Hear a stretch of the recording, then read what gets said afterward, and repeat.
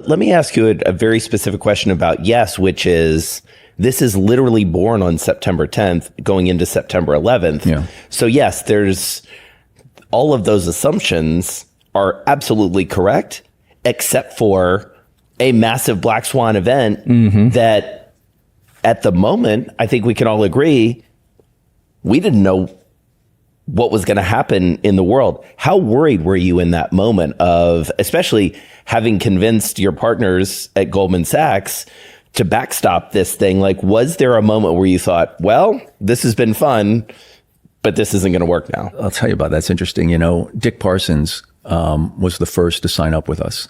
He was the CEO of Time Warner at the time. And he said, look, you know, I hate the concept of Yes. He said, but it's the right thing to do for New York City.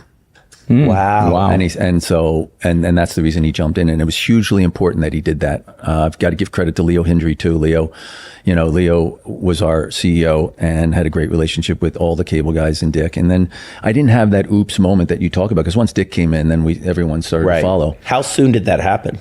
That was pretty quick, by Thanksgiving. But then we had a problem with Cablevision. We couldn't get to an agreement with Cablevision in our first year. And we had to go to arbitration. And, you know, this was when, Giuliani stepped in to try to help as mayor. Then he handed the reins to Bloomberg, and Mike stepped in to try to help us.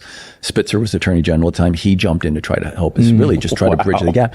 Could not get it bridged. And, Cablevision represented 3/8 of our subscriber base. Wow. Even with them not coming on board the first year, going back to my earlier point, we were still meaningfully cash flow positive, but it wasn't anywhere that close to what I had underwritten in my model. And we won a very important case after a year. And that's when when you came on board and you were on the cover of the New York Post, and I put it on I put it on all the judges and everybody, on all the lawyers' chairs, to make the point about how important this intellectual property was. And the important case was that we got Yes to stay on the basic tier in cable.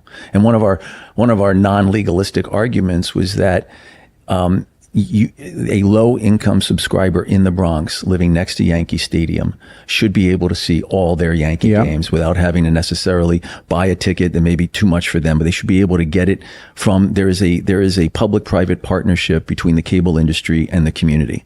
And Yankee games in New York City, the people deserve that. And we won, and we won the right to stay on basic or expanded basic.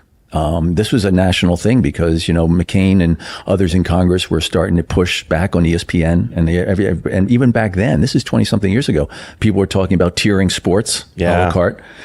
And I also, I'll never forget, my model that I built had us at $1.75 per subscriber per month. And ultimately through arbitration, we got $1.67. Wow. So we were pretty much right there on terms. And then, the moment that kicked in the next year, this thing was off to the races.